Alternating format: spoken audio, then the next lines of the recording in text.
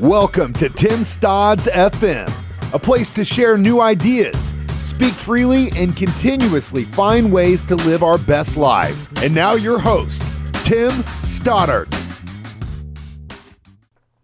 Hey, what's up, everyone? My name is Tim Stoddard. Welcome to Tim Stodd's FM. Thank you so much for joining me. Before we jump into this podcast, I got a few announcements to make. Tim Stodd's FM is brought to you by Stodzy Internet Marketing. Do you have an online business that you want to grow? Do you have a brick and mortar business that you want to drive more traffic to?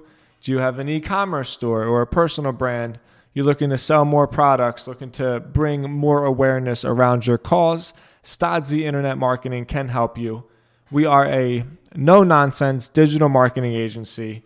We focus on tactics and strategies that we know work. We don't waste any time with hyperbole and a bunch of nonsense that sounds good but doesn't actually drive any results. We are a results-driven digital marketing agency. We focus mostly on SEO, which means inbound search. So if you want to bring in search traffic to your website through Google, we are experts at search engine optimization. We can help you with your content marketing, with your strategy, with your email list, with your social media, whatever you need help with.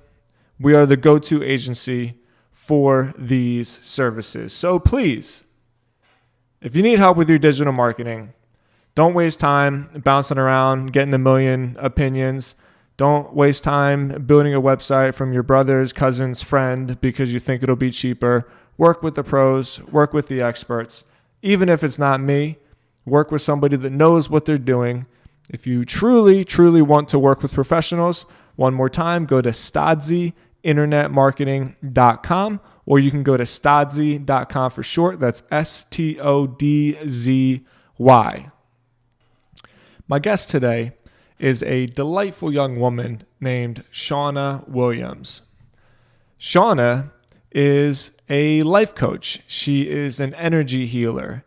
She believes in working directly with people to help them with their anxieties, with their depressions, with addictions, with body image problems, and ultimately just is a beacon of hope and positive energy and healing.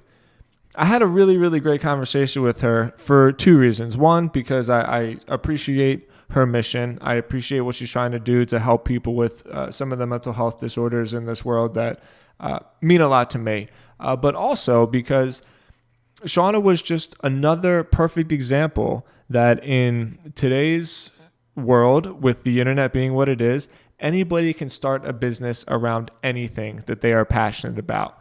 Just 25 years ago, being in this kind of business wasn't really something that had a lot of legs to it. But Shauna is proving that with the right messaging, with the right branding, with the right tactics, and most importantly, services that truly, truly help people, anyone can build a business around their ideas and their passions.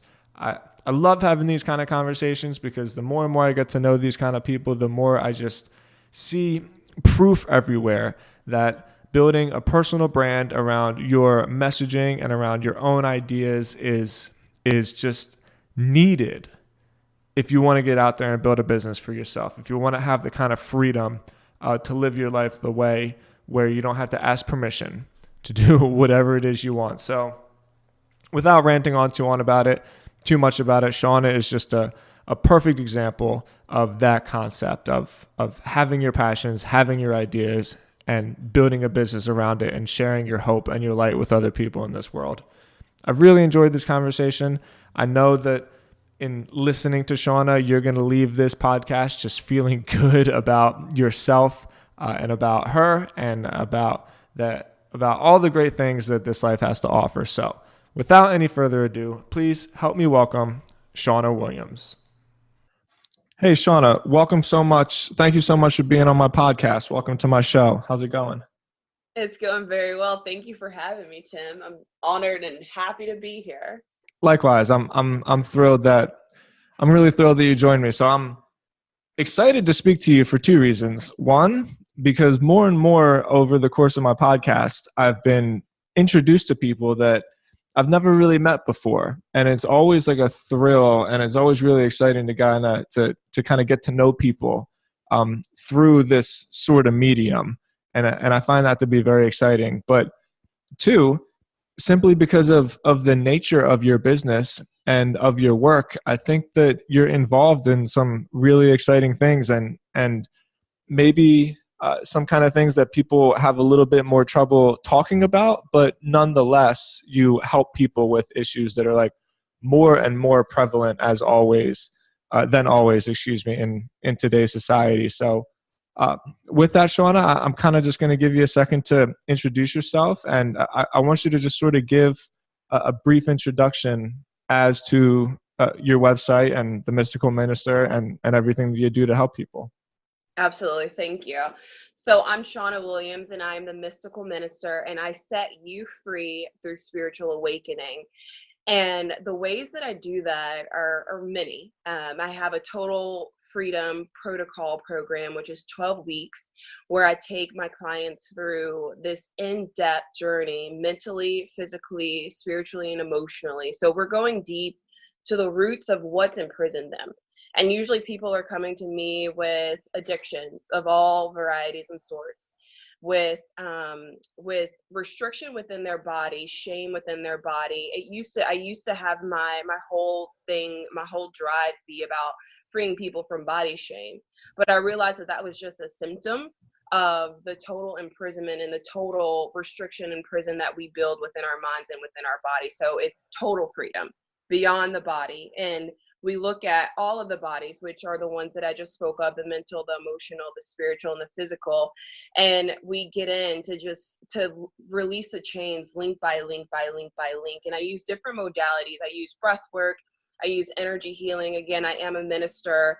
I've studied religion. I fancy myself and joke that I'm a Buddhist monk dropout because I was on that trajectory to become a Buddhist teacher. And I practice Buddhism and many other varieties within spirituality. And I bring that to the clients that come to me, along with my life history, my life journey, and education. I studied at Lipscomb University, social work and business and things of that nature. And then I also worked in the substance abuse and mental health field for 8 years. And so I culminate all of those things to bring my clients the tools that they need to be able to empower themselves. And it's a beautiful, beautiful journey that we go on. I also do individual services and meet with my clients and do the energy healing, dance movement therapy, and breath work with them. I'm a certified transformational breathwork facilitator. So I absolutely love that. And, I started with fitness in 2005. And so fitness is still a part of it because I really do feel what we feed ourselves and how we move our bodies play a part in our movement of the energy that we hold and the energy that we keep and the energy that we move through for ultimate freedom. So that's a brief summary. Does that answer your question some? It 100% does. And I can tell already that you and I are going to have a lot in common. So the first thing that came to me is the way that you speak about your services.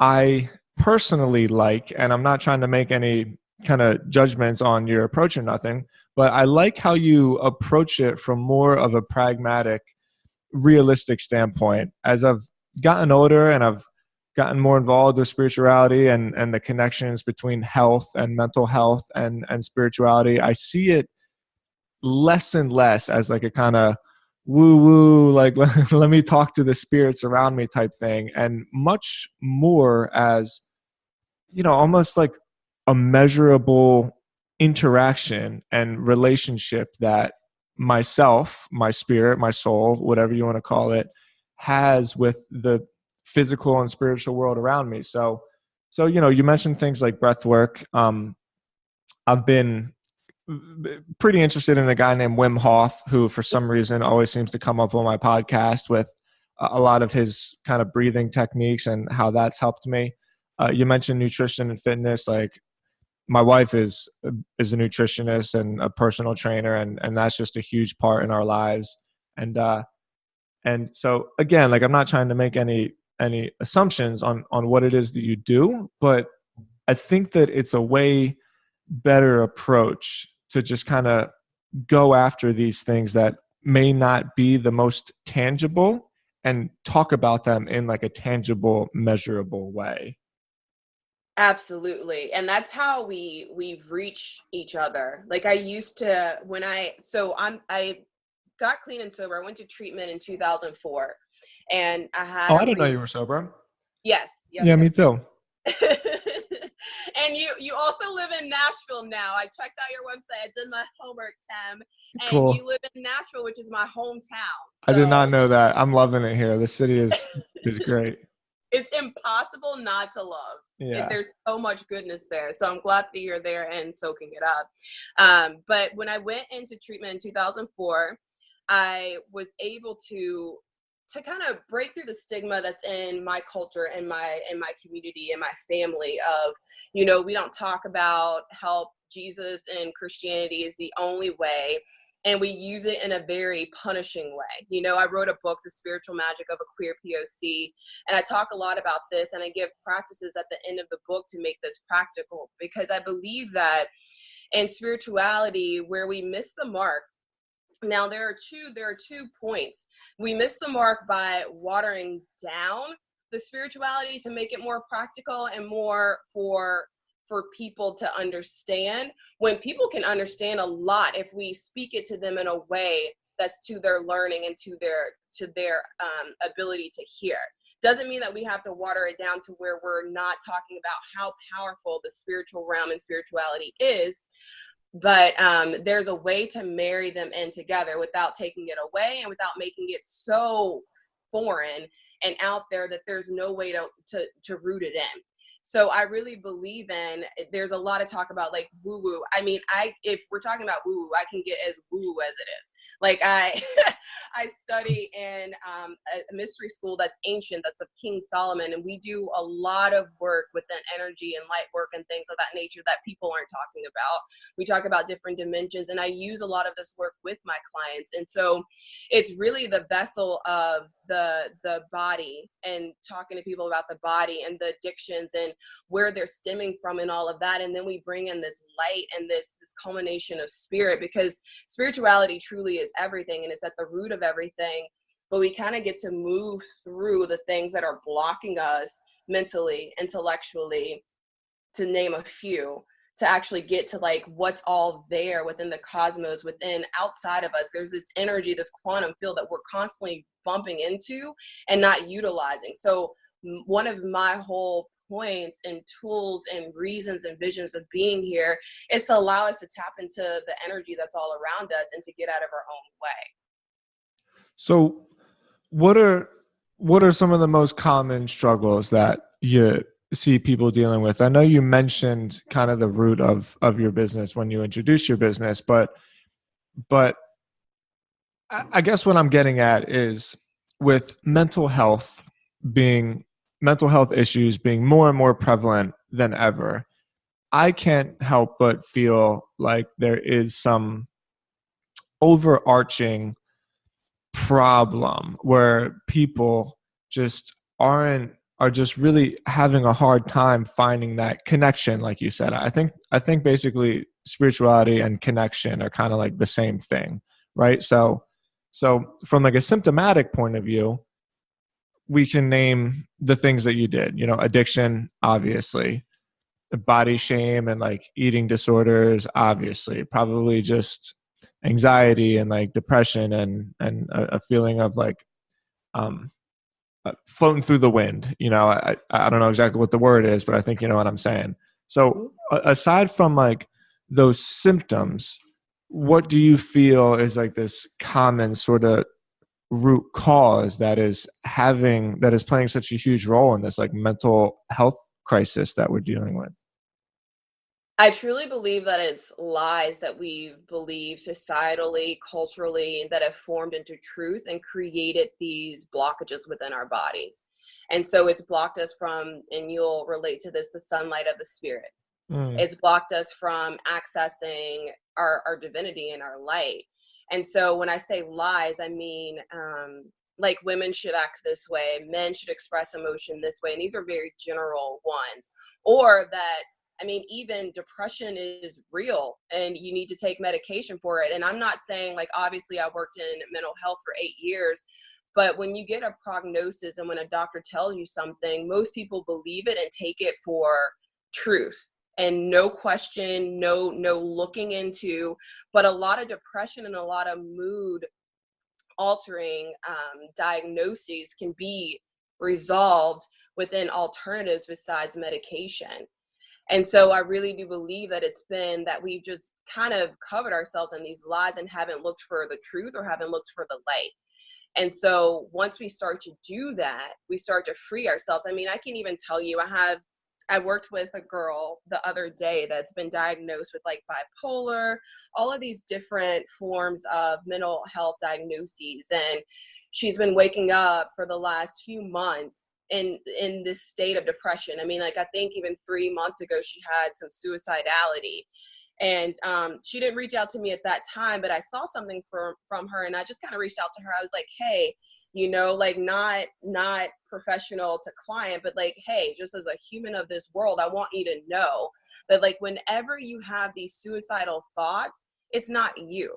Like, it's not who you are. It's not your truth. It's not your light. So just remember when these times come to build on and to pull on support and your practices to remind you until it passes, because you're needed here, you're necessary, and you leaving is not an option. So let's uncover what's really there and what's really going on so that you can move through it and not get lost in the darkness. Because to leave this world and for life to be so tumultuous and to not see any hope is a lie.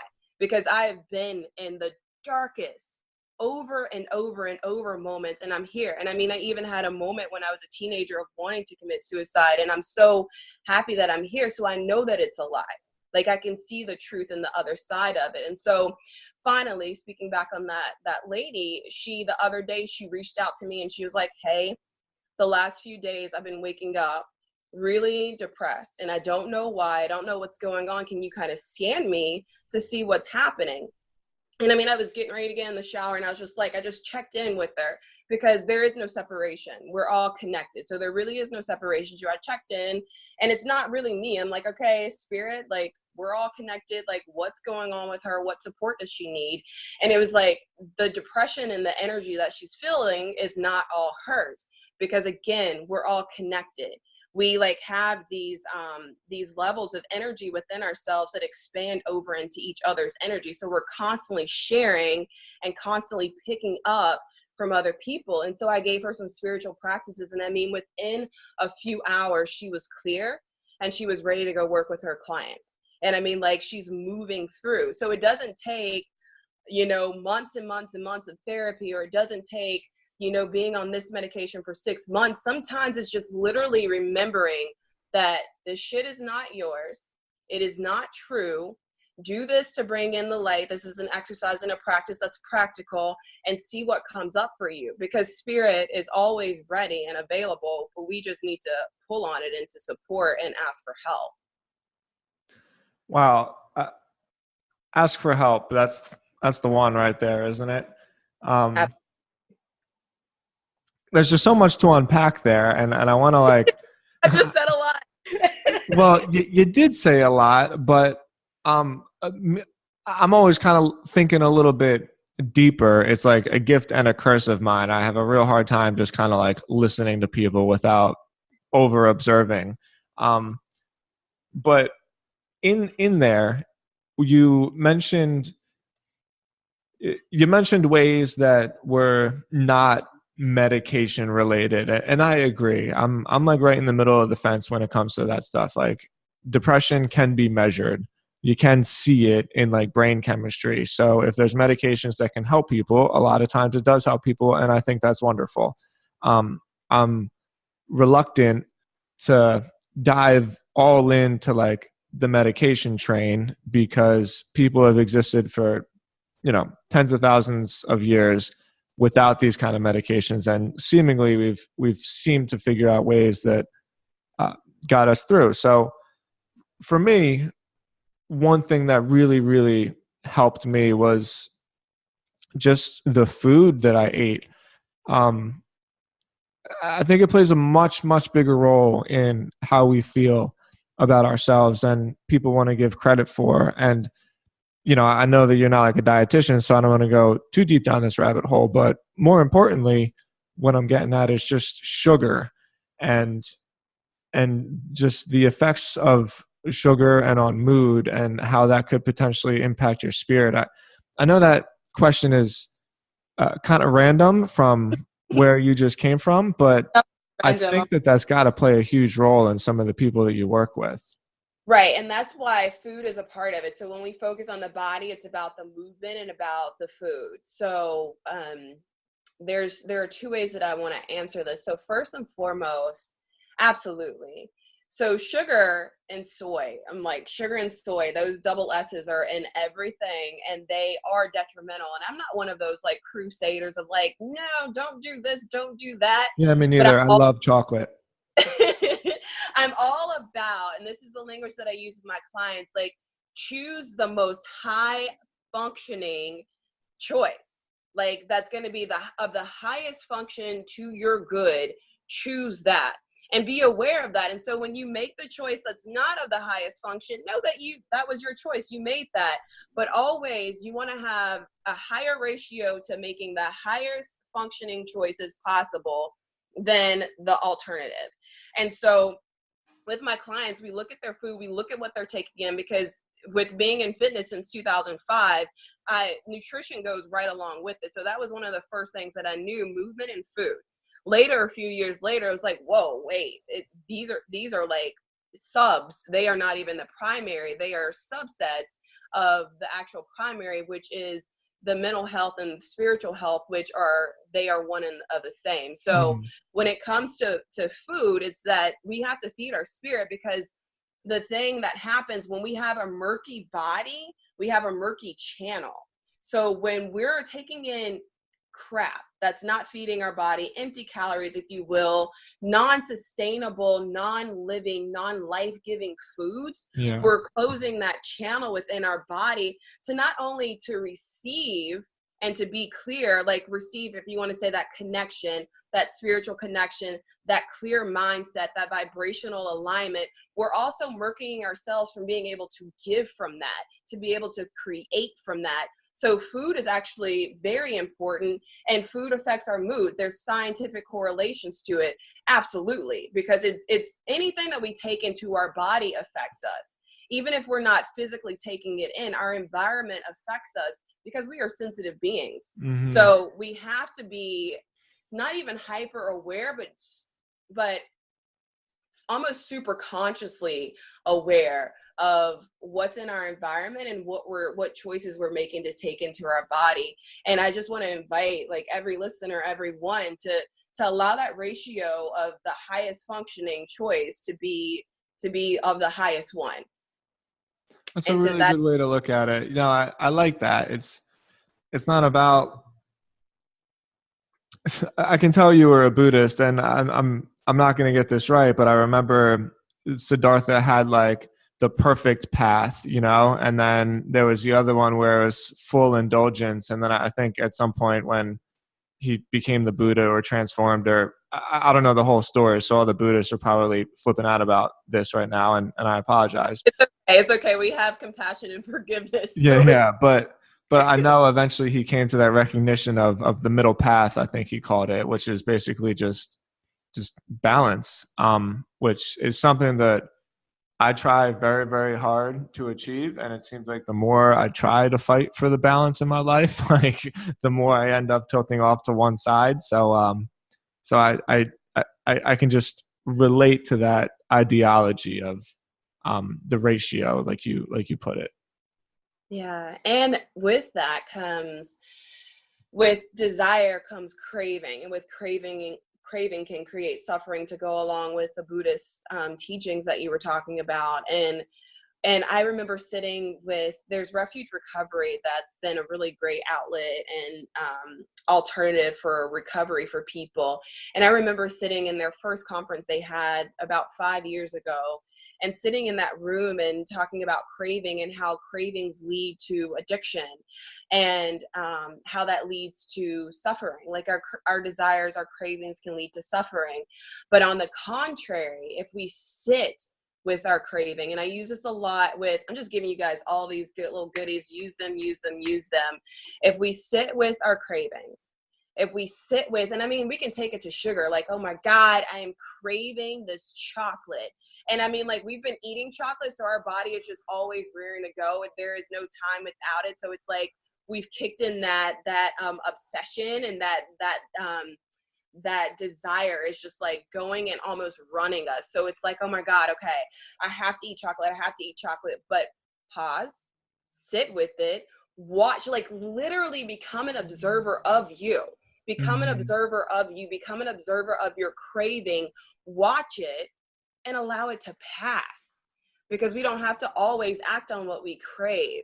Because if we learn to observe, we allow ourselves to reach joy and bliss and peace instead of acting upon our craving, which can create more suffering for us. Does that make sense? Yeah, it makes perfect sense. I think that's advice that everyone has something, whether you're deep into like a deep dark depression, or if maybe you just struggle with some self-confidence issues, like everybody has something that nags at them.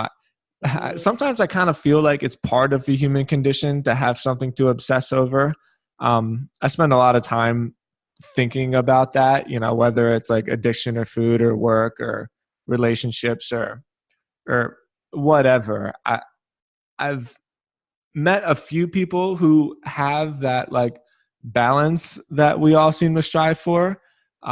But for the most part, all the people that I meet are in their head about something. It doesn't mean that they're unhappy, and it doesn't mean that like they're bad, but there's just something about being a person that I think is really a catalyst to that like obsessive thinking. I totally hear you. I used to say it's a part of the human disposition, but then I realized that it's just anything that we're in our head about, obsessing about. And believe me, like I used to live in fantasy world. Like I was one of those little kids who would hide in my room, didn't read books. Like some kids escaped into fantasy and reading books, but I hid in my room and just literally dreamed of worlds, like dreamed of different situations than I was in, because I was raised in a very abusive, alcoholic induced home. And I mean, like went from one home to foster care to another home, and they were all the same. So it was like I could never escape my reality unless I closed myself into my room and escaped in my mind. So I like detaching and disassociating was like what saved my life. And so when I no longer had those environments and I did deep work and deep healing, so I wasn't still operating on that same way of reacting to life, even though I wasn't in that same environment, as I came out of that, I was still kind of going into my head of like, hey, what about this? And I'm very creative. And a lot of us creatives, we like to build the fantasy and the dreams and the visioning. Sure. Like all of that's great to be able to see, but to have presence and to be in the now, and to have my mind is where my feet are, my eyes are where my feet are, and I'm physically here, is truly where our power comes from, that present moment awareness, the ability to be right here now. Because when we're obsessing in our head, it's just a distraction from the presence. And it's often called like, the gift is in the presence. The present is the present moment. So if we're just constantly like obsessing and running, like Gary Vee, I don't know how I feel about the man. It doesn't really matter, but he's well known. Like he's doing things right. He's running around. He's giving his gifts to the world. Like, heck yeah. He wrote something the other day that was like, if you have an addiction, that's great. Like allow your addiction to be like the obsession with you, like allow what's driving you and like mainly like your purpose in life to be your addiction. And for me, I'm like, words are powerful. And also for me, since I have a history of addiction, I'm like, I don't really want to, I don't want to run with that. What I want to run with is, in this present moment, what I am here to do is my fire and my drive, and what gets me up in the morning and pumps me up. And I don't have to be lost in anything else or do anything that's distractionary. I will do things that I enjoy. I will give my gifts to the world, but I don't have to be like crazy obsessed with it, because what I'm here to do will happen as long as I show up every day to do it. That's why when you said to me, just show up, I'm like, I love simply showing up. It's literally one of my favorite things to do. Yeah, it's funny that you bring up Gary Vee. Veronica, who was just recently on my show and is a mutual friend of ours, she introduced us. She was surprised to hear that, like, I don't despise anybody, like what he does is totally up to him. A lot of times his message I can't really jive with. I feel like it's, I don't know. It's just not me. There's so much. I worry that kind of messaging incentivizes young kids who are really the ones that are kind of glued to the phone all the time to just be as busy as possible and just to run around, like you said, hustle, without actually like contributing long lasting work to the world. So like, I'm not about to go on a rant, but when you said that, I thought that was kind of a perfect segue, because my podcast really is like a marketing and a business podcast. That's sort of what I do. But through my connection or like my energy or whatever, I always seem to just be introduced or run into people that are trying to do work through a business, but trying to do it on like a higher plane, where you're using the stuff that you love to do to get paid, build a livelihood, but also like contribute back to the world. And just from talking to you, I can tell you're very passionate about what you give back to the world. And so hopefully I'm trying to make a little bit of a transition to learn a little bit more about like how you even decided that this is something that you can turn into a business. Like how did you take the leap to decide like this is going to be my livelihood? And more importantly, I want to hear about like some of the fears that you had when you made that decision, because it's not easy. It's very scary. And it seems like you're doing a great job. Thank you, man. Absolutely. The fear is something that keeps a lot of people back. And it can be very scary. So I guess I started in 2005. I ran around and I was coaching at this gym, coaching at that gym, just like all over the place. And I loved it because I was 18, 19 years old. So I was all over Nashville and surrounding cities. And so that was kind of my jumpstart into being an entrepreneur. But even before then, I babysat, I did all kinds of stuff as a kid and made money, a little change as a child. And I started working in substance abuse in 2010, and that really introduced me to another level of supporting humans. Like I've always been a person that's been passionate about helping other people and being a part of the evolution of this world and contributing in a great way. So it's no matter what I'm doing, no matter where I'm at, that is what I'm there to do, and to also receive the gifts that are all around me. So when I started working there, I was like, okay, this is great. This is wonderful. I know there's another way. I'm seeing all of these people come in and come out. And when I left Tennessee, my first job was at Cumberland Heights, and I worked there until 2014. And I love Cumberland Heights. I think that they are a wonderful facility, and I have a lot of great friends that still work there that are part of the transition and the change and the evolution there. And so when I left there, I came to South Florida. And before I left there, I started a nonprofit, which was called Better Boys and Greater Girls Alliance. So this is like my first adult true entrepreneurial thing. And I started going to the Entrepreneurial Center that's right there. We in CNM, which is right in Nashville. Like Nashville, there's no question why it's so big right now, because it is the place for people who are running their own businesses, and it's very supportive of that.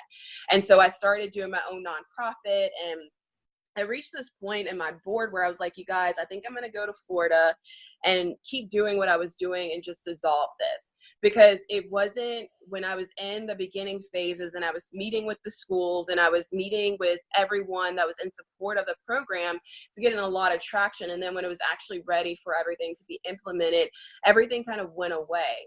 And so it was at that point where I was like, okay, I can either just dig in and dig deep, or I can let this go and start over at a different point in time. So I decided the latter. So I went to Florida. I helped all of these treatment centers build their business. And I got married in like 2017, very short lived, but I got married in 2017 and I was like, okay, I'm going to jump out and do this coaching company because I've been coaching people along the way, doing fitness. None of that stuff ever went away. It's always been there at some point in some way. Got certified in CrossFit in 2013, like continued to build, continued to grow. And so I jumped out of the field. I was like, okay, I'm leaving this field. And at that time I was like, man, I don't know if I can make the right amount of money. I have a family. Like I took on this very masculine approach and I had all of these fears of not having enough. And also like the voice of my partner of like, can you really do this? Can you really do this? And so I was like, I absolutely cannot do this. So I jumped back into mental health for another year. And it was just very clear. It was a year of, Shauna, this is not for you. You already know what's for you. You are not going to be successful here because you already know. And once you know, you cannot unknow. And so I stayed there for a while. And then finally last July, I was like, okay, all right, God, here we go. Like, I'm going to go full force, 100%. I don't care. Like, I am here to do, I am here to grow, I am here to be. And I will show up every day to be of service and to build my business. And I'm going to trust. And so like, even if there was like, I mean, like I had one time where I had 3 clients, which is like a few $1,000s sign up. And then at the end, they're like, oh my God, wait, I can't afford to pay. Or like something financially would come. I mean, 3 times in a row. So I'm just like, okay, God, you know, and it's not like I'm like overly dependent upon God. It's like, I also am the creator of my life and we work together. So it's like, okay, all right, I can give into fear or I can just know that like, this is a part of it and it's going to pass and I'm on my path. And I think the biggest thing, Tim, that keeps me here and keeps me moving forward is that I'm very clear that I'm on the right path. And I'm very clear that this is what I'm to do. And I'm very clear that it's all going to work out and that I am changing and impacting lives in this way. And not for another company, but like in my own purpose. And that fires me up and keeps me on this path, even when it's kind of like, okay, all right, okay. And so I'm just constantly evolving it to be better and better. Each client graduates. I'm like, okay, feedback.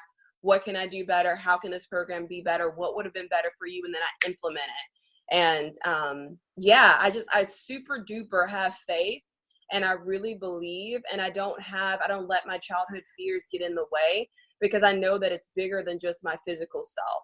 And I really call on my spiritual team and my spiritual support, and it's all good. Isn't it amazing what happens when, like, I've seen this so many times, and I've seen it obviously a few times within myself, enough to recognize it and still laugh about it. So something happens. Oh, excuse me. Sorry for that sound. When we just decide that we're going to do it. And I'll give you a perfect example. I've built a whole bunch of brands online through the years, and I feel like pretty confident with it. But there was this one website in particular that I've always struggled with. It's just a local news site in Boca Raton. It's called Boca Digest. And it monetizes by creating like a business directory. So it's a straightforward model. Like you create content and you create traffic to a website through like, blogs and newsletters and stuff. And then as people who live in Boca get there, they check out the business directory. And so you can sell listings to like local businesses in Boca. And practically, like I knew it would work. It's just that I couldn't convince myself in my head that I was like equipped to build like a sales team, because to do something like that, you have to actually kind of go out and knock on some doors and try to sell some stuff. All of what I've done has basically been the opposite. It's been inbound, where like you use the traffic to a website and people call you. They call me pretty much. So like just the thought of, and I don't struggle with sales by any means. It was just that thought of building something to do like outbound stuff that I couldn't get past. And I started Boca Digest like 3.5 years ago, and the traffic has gone up, and I sold a couple listings here and there.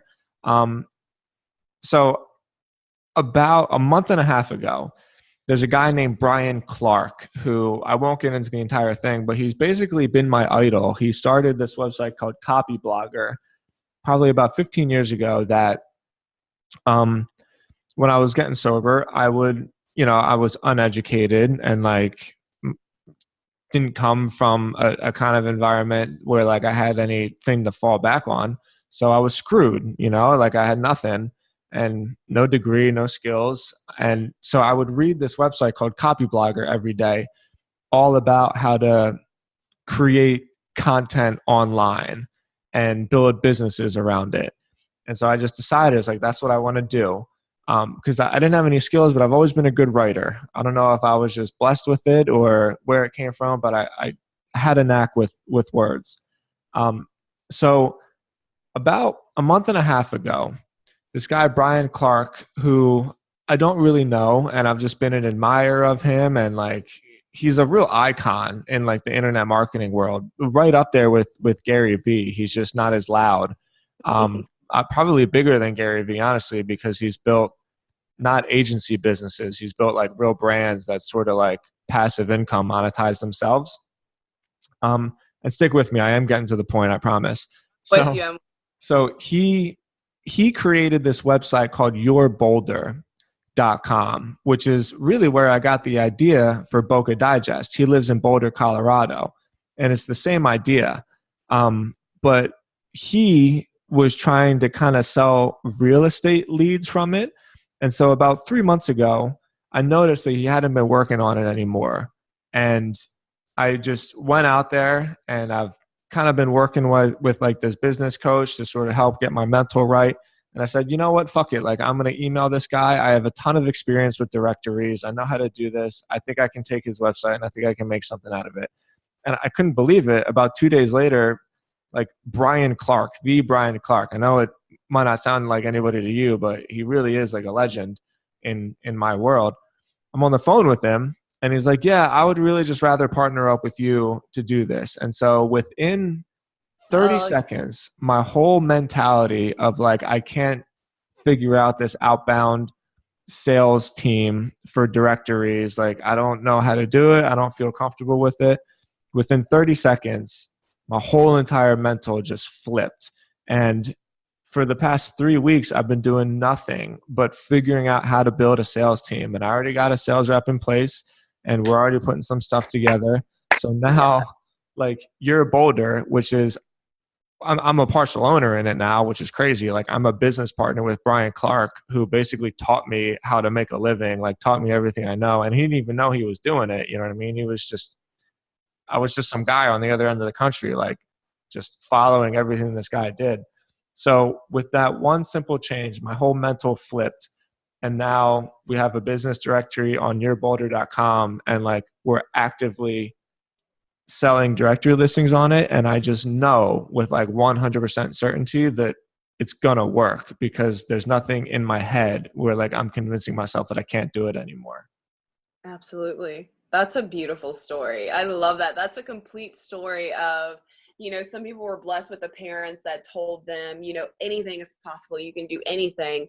And it really is the truth.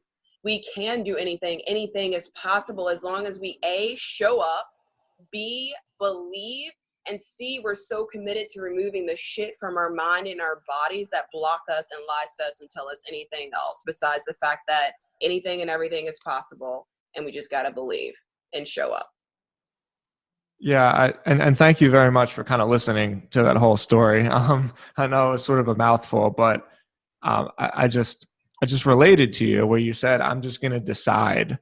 And that same thing happened to me. I just kind of was just like, I'm just going to do this, and that's just what's going to happen. So I think that's like a real powerful message there. Man, Wow. well, like I think we're kind of wrapping up here. Shauna, I like really appreciate your time. I really, really appreciate your energy.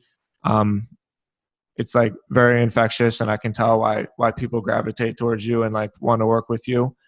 Before we sign off, like please tell people where they can find you if they're interested in some more that you have to say. Where can they learn more about you? Okay, absolutely. So I just dropped in March my book, The Spiritual Magic of a Queer POC, and it's inspirations and practices to empower the people of color and queer communities to live in their spiritual truth. And so that's for anyone truly, but I felt very called to speak to that community, my community of people. But again, it's to support everyone. So please grab a copy. It's available on Amazon. If you're feeling called to work with me, you want to learn more about what I do, what I offer, then you can reach me on www.mysticalminister.com. And that's MYSTICALMINISTER.com. And I'm also available on Instagram at I am Shauna, and that's SHAUNNA_Williams with an S at the end. And I would love to hear from you. Fill out a freedom consult form and we can get started and we can see what's all there for you. And there's so much available. So I want you guys to know that you are holy, which means that you are whole. You're missing nothing.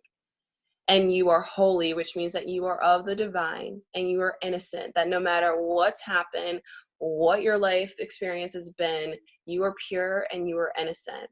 So live from that, work from that, and know that you are so worthy of greatness and all of your greatness and the greatness that's here for you. And Tim, thank you so much. This has been great. I love creating intimate, magical, impactful moments with people, and it's so extra special when we've never physically met, and that tells me that there truly is no separation, no space time separation from true connection and conscious collectiveness. That's beautiful, Shauna. I really, like I said, I really appreciate your message. Everything that all the places that people can find you, I'll link it up on the show notes to like the blog format of this podcast. And once again, like I just dig your energy, I dig your vibe, and I really appreciate your time. Yes, thank you. Sure. All right, Shauna, I'll talk to you later.